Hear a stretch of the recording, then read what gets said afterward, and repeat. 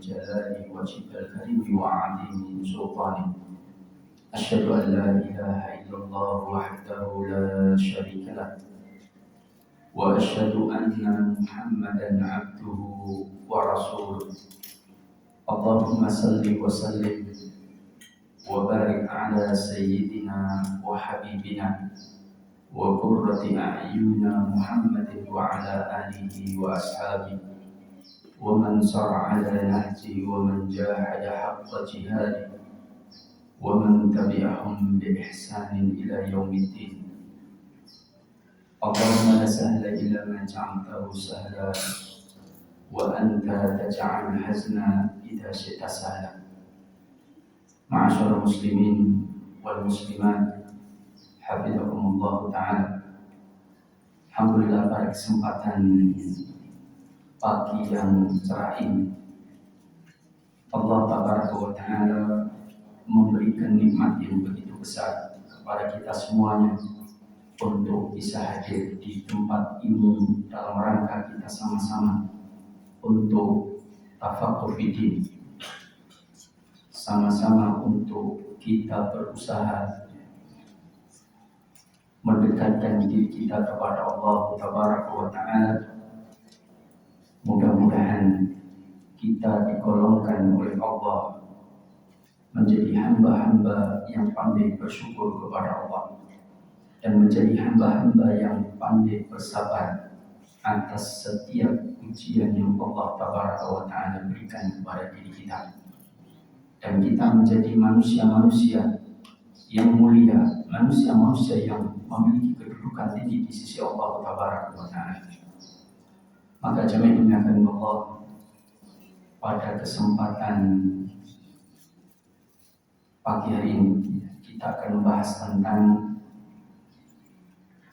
peranan wanita dalam sebuah peradaban.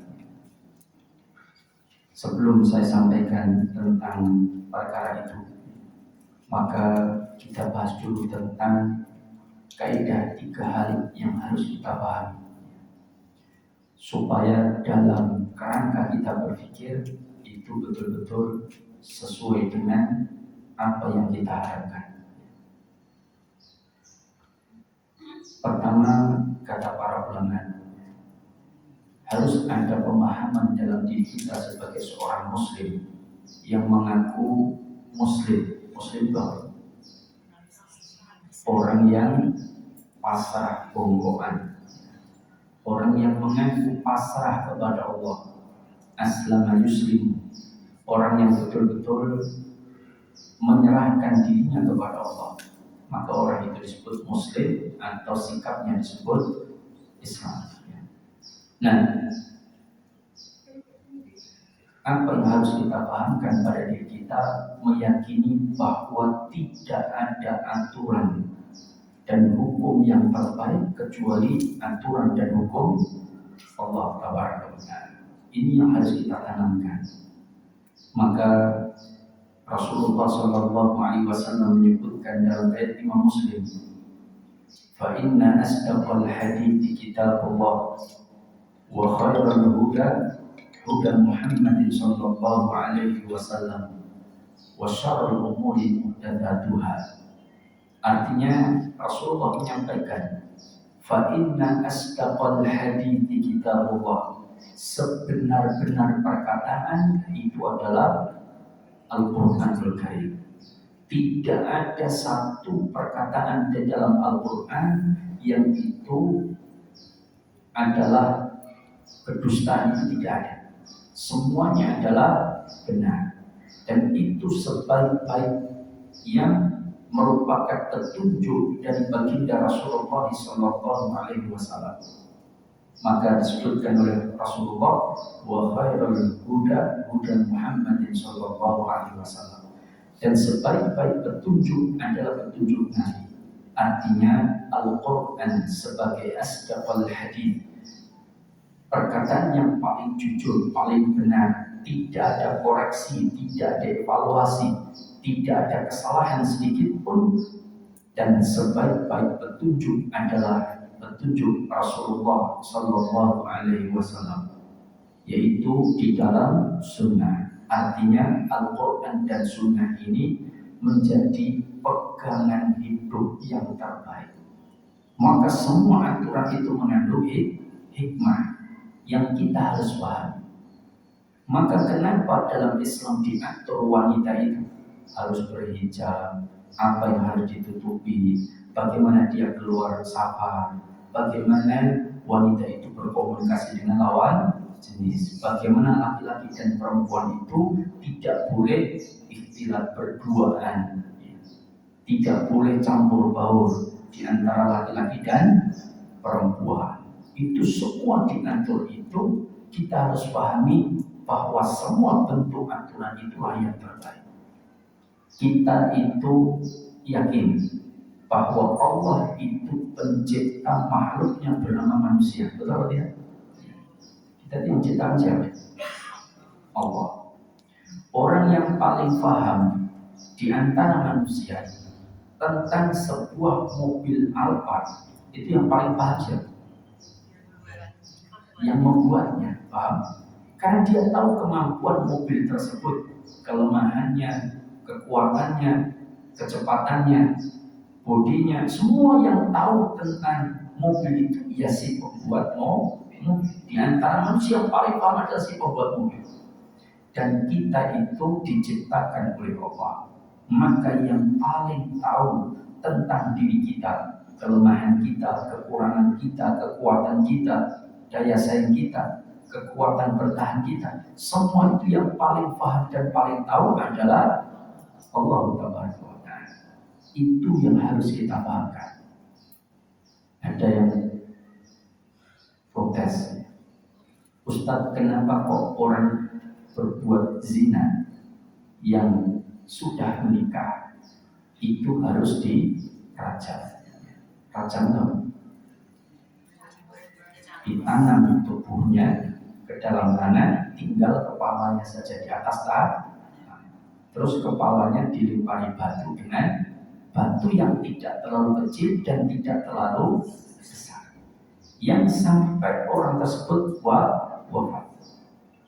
Pertama, kalau dia terima dengan keputusan aturan Allah tersebut, insya Allah itu menjadi jalan taubat dia, Allah gugurkan dosa-dosa.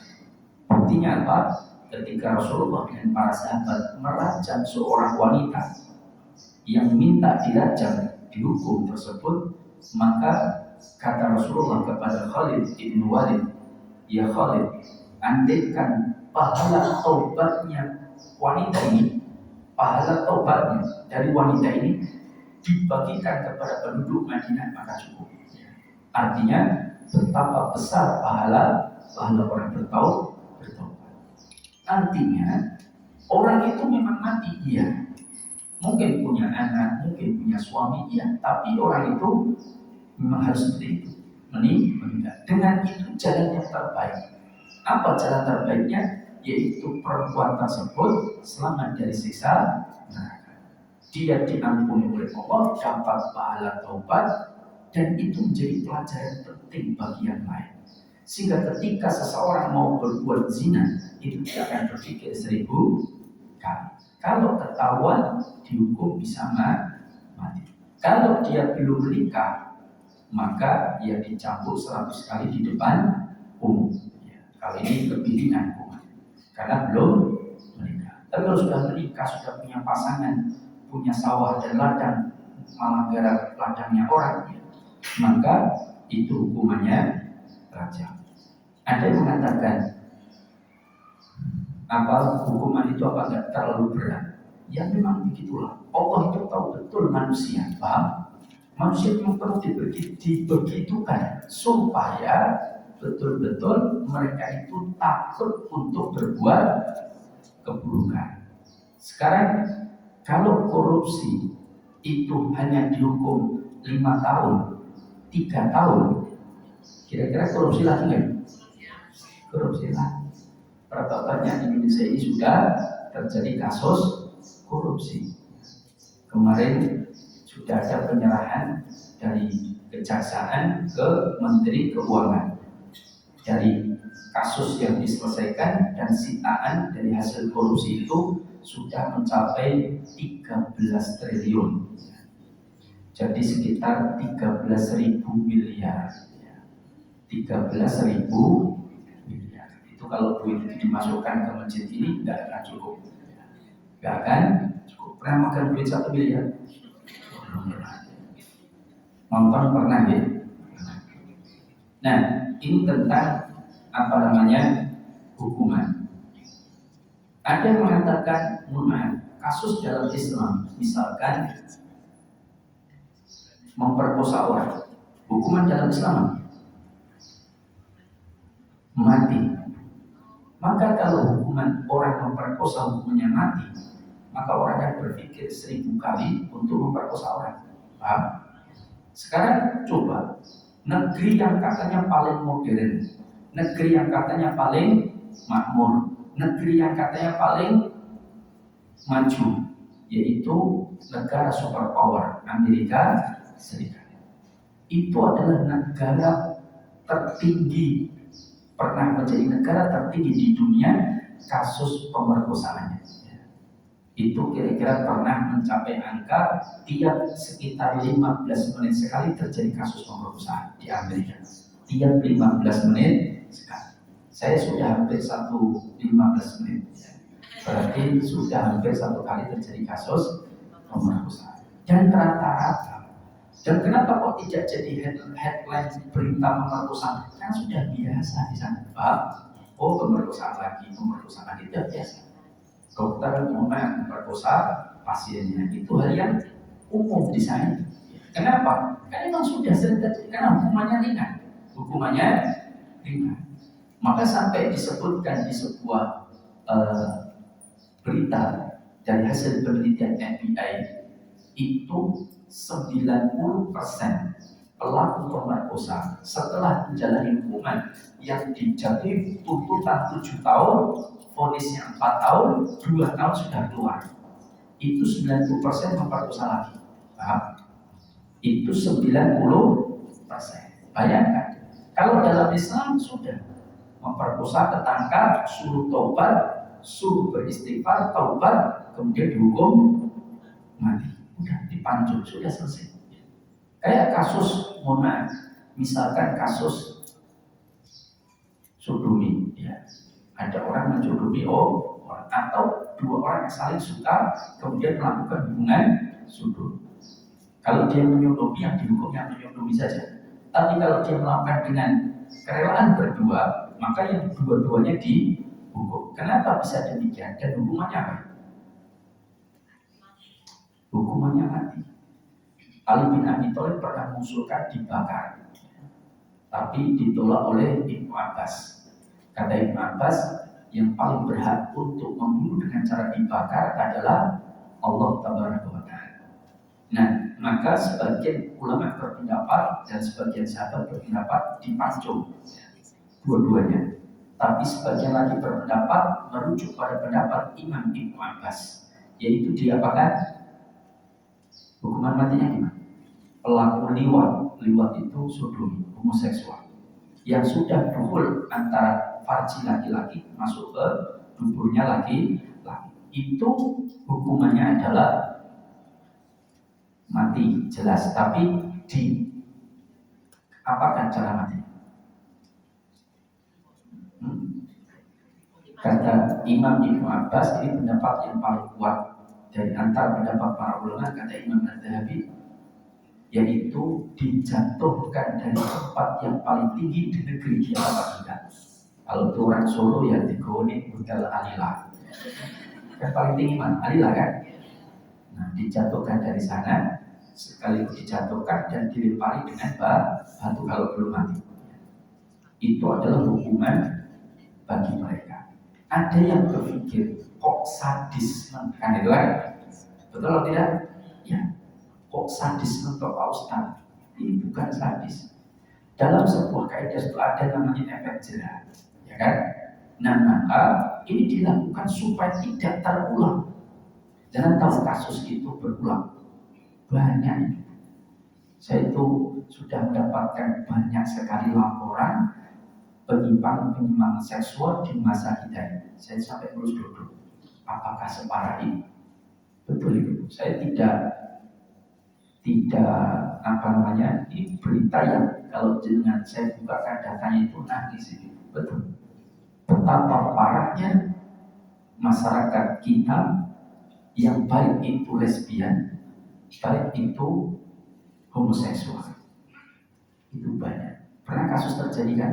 Masuk berita di Kota Solo. Pernah dengar? Ada 19 anak korban hasil pelecehan seksual. Yang melakukan bukan orang sembarangan. Paham? Maka ini sudah separah.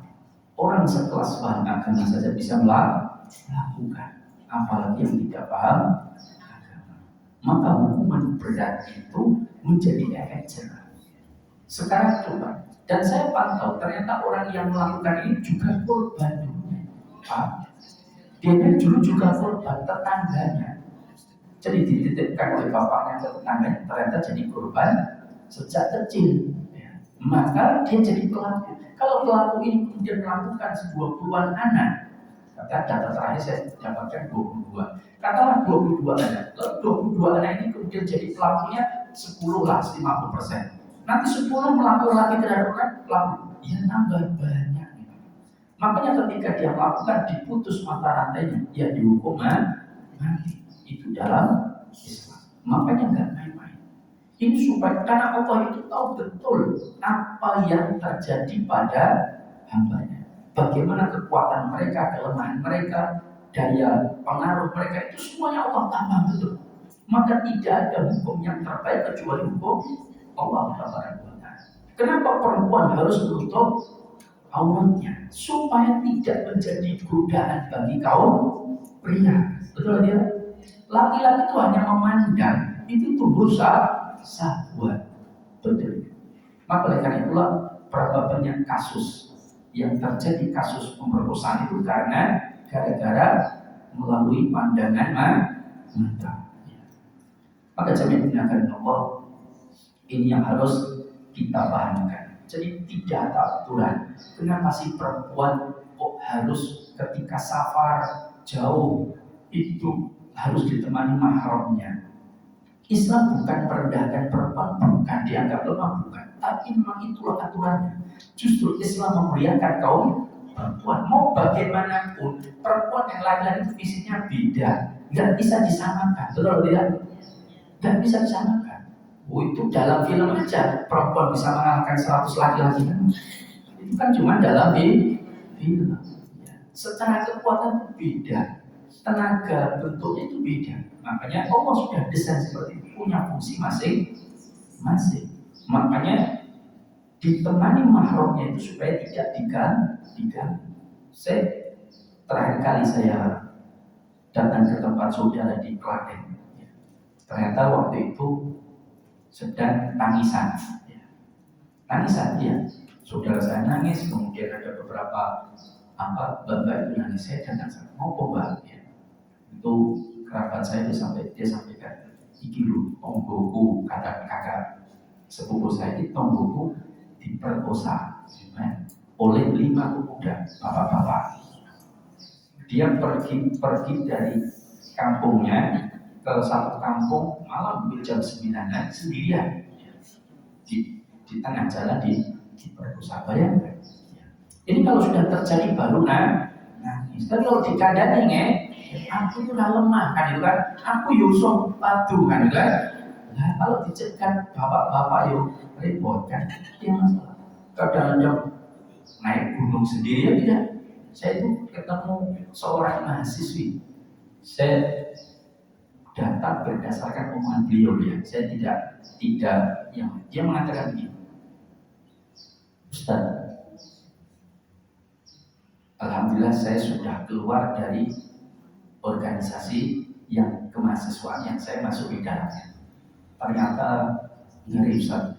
Kenapa? Karena di situ semua perempuan sudah tidak perawan lagi. Betul. Ada yang dipaksa temannya, akhirnya mau, sama-sama mau.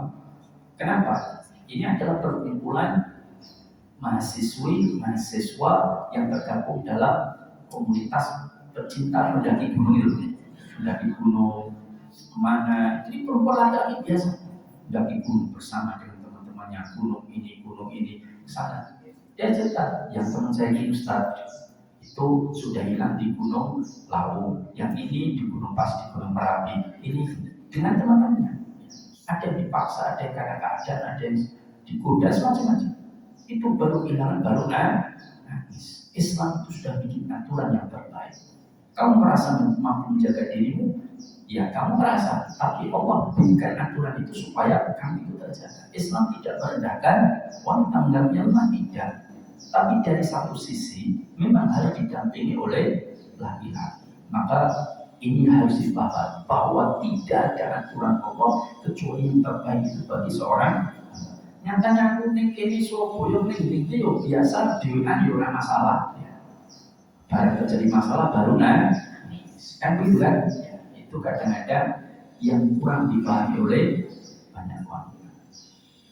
Yang kedua, kaidah bahwa sumber kebahagiaan seseorang itu adalah seberapa besar ketaatannya dia kepada Allah. Seberapa besar ketaatannya seseorang kepada Allah itu sumber kebahagiaan. Ya. Contoh dalam Al-Quran Allah sebutkan, wala taqrabuz zina, jangan engkau dekati zina. Ya sudah, taatilah. Karena itu akan berdampak buruk. Saya itu ada satu kasus yang datang kepada saya.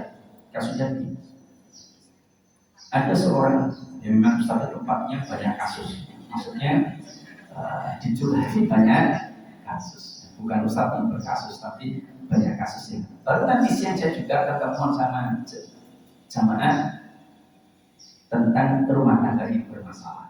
Jadi minta pendapat saya bagaimana menyelesaikan urusan rumah tangga. Jadi semua orang itu banyak punya, semua orang berkasus itu. Ustadznya aja punya masalah. Nggak ada manusia yang tidak punya masalah. Nah, ini datang kasus kepada saya. Jadi ada seorang suami istri sudah menikah, sudah punya 3 anak. Sudah menikah dan sudah punya 3 anak. Ketika dia punya 3 anak, terus entah gimana si perempuan ini kan ngaji, kan di satu pengajian, pulang-pulang dia jujur sama suaminya. Kalau sebelum dia menikah, dia sudah berzina 3 kali. Dengan pacar pertama, pacar kedua, yang satu dengan kondektor apa pokoknya adalah, saya lupa ceritanya, pokoknya 3 kali. Itu sok berat suaminya. Dikiranya dia menikahi wanita baik-baik, ternyata punya pengalaman yang sangat buruk. Akhirnya apa? Dicerai. Sebetulnya selama itu dia kan gak usah diceritakan, gak boleh, paham? Sudah itu masa lalu dia, penting dia sekarang jadi wanita soleh itu urusan, dan gak perlu kita ngajarin pun biar ngomong, kan gak perlu. Sudah sekarang dia wanita soleh, nikahi dia sebagai wanita. Jadi suami juga menanyakan loh, saya nggak tahu ngajinya di mana, pulang ngaji jujur sama suaminya, malah dicerai suami. Kasus kan jadi kesedihan. Coba kalau dia itu tidak melakukan, kalau ditanya kan nggak ada masalah. Wes kalau berisnya kurang, kan selesai kan? Itu menjadi ketenangan. Tapi karena mungkin pernah melakukan, ya sudah, ya nggak perlu menceritakan. Makanya Umar Ibn Khattab pernah ditanya, ya Umar, saya punya seorang putri, sekarang wanita yang sangat solehah, dan ada pemuda yang akan melamarnya. Tetapi wahai Umar, dulu dia mantan pezina, paham? Dulu di masa jahiliyah dia suka berzina, ya, bahkan dapat duit dari zina. Apa yang harus saya lakukan? Apakah saya menyampaikan tentang masa lalunya? Apa kata Umar? Kau sampaikan, tak pukul kamu, paham? Tidak boleh nikahkan dia sebagai wanita. Sudah, dan tidak perlu tanya-tanya. Saya itu pernah punya teman di pondok satu angkatan dengan saya. Datang itu nangis, betul. So, minta carikan jodoh, tapi dengan satu jaminan, paham? Dengan satu jaminan. Apa jaminannya? Dia meminta saya untuk menjamin bahwa perempuan yang saya carikan itu harus betul-betul masih perawan, paham? Itu jaminan. Loh, saya nggak mau, paham? Saya nggak mungkin bertanya, Mbak, jangan masih perawan, kan ya? Biasanya nggak enak. Pokoknya dia wanita baik-baik, sekarang sudah nikahkan sebagai wanita baik-baik. Dan dia sudah, yaitu hakmu, terserah kamu pilih wanita yang harus masih perawan itu, ya silakan, itu hakmu juga, saya nggak melarang. Tetapi dapat nggak? Dia itu sudah taruh 10 kali, dan 10 kalinya itu tidak perawan semua. Terakhir itu dengan anak seorang kiai, kuliah di Jakarta, kemudian ada satu kiai lah, dia anaknya kuliah di Jakarta, kemudian dia ketemunya di masjid ketika ngajar TPA, kemudian setelah itu kenalan, ta'aruf, kemudian mau dinikah oleh teman saya satu angkatan di pondok dulu dengan saya. Ketika ta'aruf sudah selesai, dia nggak menanyakan sebagaimana biasanya taruh 9 kali sudah tidak ada yang merawat. Dia nggak menanyakan kenapa, karena dia ini ketemunya di masjid, ngajar TPA, dan anaknya kiai, nggak mungkin lah berbuat seperti itu. Nah akhirnya sudah ketemuan, terus sudah beli barang untuk untuk hantaran dan sebagainya, sudah siap, tanggalnya sudah ditentukan. Apa yang terjadi? Nah pas pertemuan untuk beli barang-barang itu dengan beberapa kerabatnya, terus wanita ini tanya, katanya sering taruh, dia iya. Nah kenapa kok nggak jadi-jadi? Pilihan apa sih yang dia sampaikan? Saya tidak mau menikah kecuali yang belum pernah berzina. Ketika mendengar itu nangis perempuan. Betul, kata teman saya, sampai dia ceritakan ke saya itu nangis juga. Nangis Ustaz, nangis. Terus dia mengatakan, aku minta maaf mas, kalau itu yang menjadi salahmu, aku juga sudah tidak berawal. Rupanya kan anaknya kiai ini tidak main-main, nangis sampai seperti itu. Ya karena anak-anak zaman sekarang kadang pergaulannya tidak dikontrol, pergi sana, piknik barang, ke villa barang, ya tidak. Itu hal yang lumrah. Coba lihat itu di jalan-jalan itu. Jam 10:30, jam 10:30, itu anak perempuan sama pacarnya di situ, gitu ya. Kawan ini di lulus men, ya kan selesai. Lah, daripada nanti malah di sini bapak, kau mulai subuh wae kan ya. Ketika bapak mencari melebu di rumah. Nah, maka ini tentang keadaan. Nah, maka oleh karena itulah orang yang paling bahagia adalah orang yang paling taat kepada Allah. Dan berapa banyak perempuan itu atau laki-laki itu menyesal ketika mendapatkan pasangan yang tidak sesuai dengan harapan. Kapan itu? Ketika hanya dia memperhatikan ketampanannya saja, memperhatikan hartanya saja, memperhatikan fisiknya. Ternyata itu menjadi penyesalan, tidak sesuai harapan. Saya itu sampai didatangi oleh bapak-bapak. Ya bukan ya bapak-bapak, tapi mulai sudah cukup tua, ya kira-kira perkiraan sekitar 50-an, yang fisiknya masih gagah. Dia sampaikan, Ustaz, saya mau menceraikan istri saya. Kenapa diceraikan? Saya tanya, saya sudah nggak sanggup. Nah, kenapa? Susah didandani, Ustaz. Nggak jarang mau ikut kajian, kemudian kalau marah itu banting-banting piring, kemudian ketika marah itu saya itu cakar-cakar Ustaz, sampai dibukakan bajunya. Dulu Ustaz, cakaran yang kemarin, ini yang barusan, itu dicakar. Sampai saya tanya, itu bujuk apa kucing garam? Kok nyakar-nyakar? Nah, terus saya tanya, jadi dapat bujuk model koyote hitam putih? Terus dia jawab, kafe Ustaz, di kafe. Dia sama, di kafe. Alhamdulillah dulu saya dapat istri itu di masjid. Jadi saya waktu masuk masjid, istri saya rahimahullah yang sudah wafat itu sedang membariskan anak-anak TPA. Kemudian siapa itu kan? Namanya juga masih Joko. Kemudian saya tanyakan, alhamdulillah saya tanyakan, saya dapat informasi lengkap tentang keluarganya dan macam-macam tentang perempuan ini. Alhamdulillah saya taruh jadi bujuni kan ya. Waktu itu belum bisa ya, belum saya maksudnya mau taruh tidak boleh waktu itu, karena waktu itu saya lulus kuliah, beliau lulus SMP ya. Saya pikir sudah kuliah karena wajahnya kelihatan sudah dewasa, ternyata masih lulus SMP. Waktu itu nggak boleh, akhirnya saya ambil kuliah S2 Kemudian saya pernah beberapa kali ditaruhkan tapi nggak jadi sampai dijuluki Joko Taruh. Maka kemudian ketemu lagi dengan beliau. Alhamdulillah sudah kuliah semester 1. Saya lamar, mau alhamdulillah jadi istri saya beranak 4. Kemudian Allah wafatkan beberapa tahun yang lalu. Nah, ini itu bojone kafe sudah. Terus saya tanya, lah kok kamu jadikan istri? Apa kata dia? Dia cantik Ustaz. Saya akan jadikan dia wanita soleha waktu itu. Pokoknya tak baik bojo saya, penting nanti saya jadikan wanita sudah soleha belum. Ya. Makanya ketika kita menikahi orang, merasa kita mampu menjadikan dia soleha atau soleh, itu sebuah kesombongan. Paham? Kenapa? Karena kita bukan pemberi hidayah.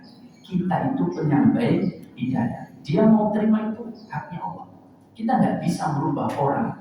Yang berubah semuanya adalah kita cuma menyampaikan saja. Kalau merasa serapu positif dengan Yusuf, obat kita solehakan. Itu karepmu kan ya? Ya kalau berubah, alhamdulillah. Kalau tidak berubah, resiko besar. Kenapa? Di tangan perempuan inilah lahir orang-orang buruk atau lahir orang-orang baik. Lahir orang-orang terkemuka atau lahir orang-orang yang sengsara. Itu di tangan para wanita. Kenapa? Karena wanita itu adalah murabbiah, pendidik anak-anak. Ya. Maka kita sebutkan ini baru kaidah. Ini kok setengah jam. Ya. Yang ketiga, tadi yang kedua, sumber kebahagiaan paling utama adalah seberapa besar taatnya kita kepada Allah. Yang ketiga, bahwa kita harus pahami setiap Muslim itu memiliki musuh, paham? Baik yang tampak maupun yang tidak tampak.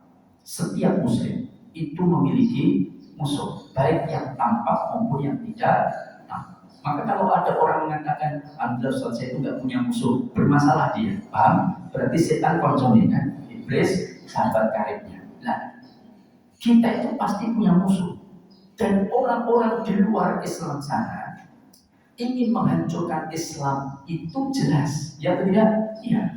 Karena mereka tidak senang. Walan tardo antal Yahud wan Nasara hatta tattabi'a millatahum. Tidak akan sekali-kali tidak akan pernah ridho rela orang-orang Yahudi dan Nasara kecuali kalian mengikuti milah mereka. Sebenarnya sama, kita itu juga tidak rela kalau mereka sesat terus, ya kan? Kita ajak mereka untuk kembali kepada Allah, dan mereka pun merasa berada di jalan yang benar dan berusaha mengajak kita untuk di jalan mereka. Makanya kita disebut domba-domba tersesat. Loh kan mereka nyebutnya demikian. Makanya kita ingin dikeluarkan dari kesesatan. Pada justru dalam Al-Quran menyatakan ghairil maghdubi 'alaihim waladdallin. Apa? Bahwa kita meminta kepada Allah jalan bukan jalannya orang-orang yang dimurkai. Siapa? Al-Yahud.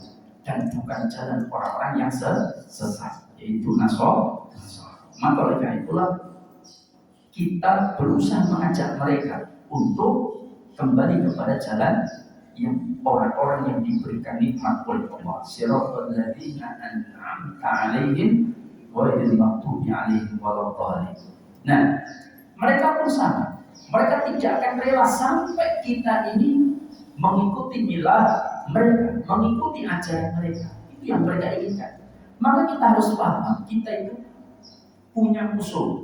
Kalau kita paham kita punya musuh, berarti ada sikap kehati-hatian dalam diri kita dan keluarga kita terutama. Nah, ini 3 kaidah penting sebelum kita memahami tentang bagaimana peran wanita dalam sebuah peradaban.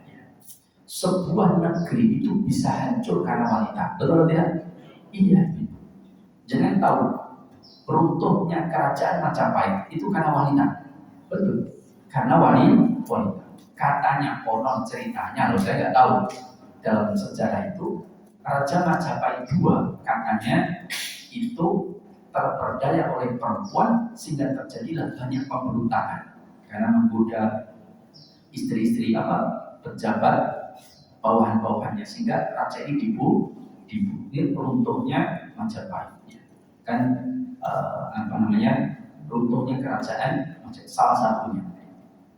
Maka oleh karena itulah banyak presiden yang hilang pamor karismatiknya karena perempuan. Ada kan? Ada juga orang itu sampai gila karena perempuan. Siapa? Qais dan Laila. Qais itu yang jatuh cinta kepada Laila. Qais itu sampai kalau datang ke satu kota tempatnya Laila tinggal, itu tembok-tembok dicium. Betul. Tembok pasar, tembok rumahnya dicium. Kenapa? Orang mengatakan ya Qais, wahai Qais orang gila. Apa katakan aku tidak gila, aku sedang mencium tembok yang tersentuh oleh Laila. Loh, bayangkan. Itu luar biasanya Qais. Makanya wanita itu makhluk yang Allah Tabaraka wa Ta'ala dan Rasulullah menyebutkan dengan beberapa nama wanita, dan wanita itu dimuliakan dalam Islam. Maka di sini kita sebutkan beberapa tentang wanita. Jadi 3 kaidah sudah kan? Sudah selesai. Sekarang kita bahas tentang wanita. Bagaimana kedudukan wanita?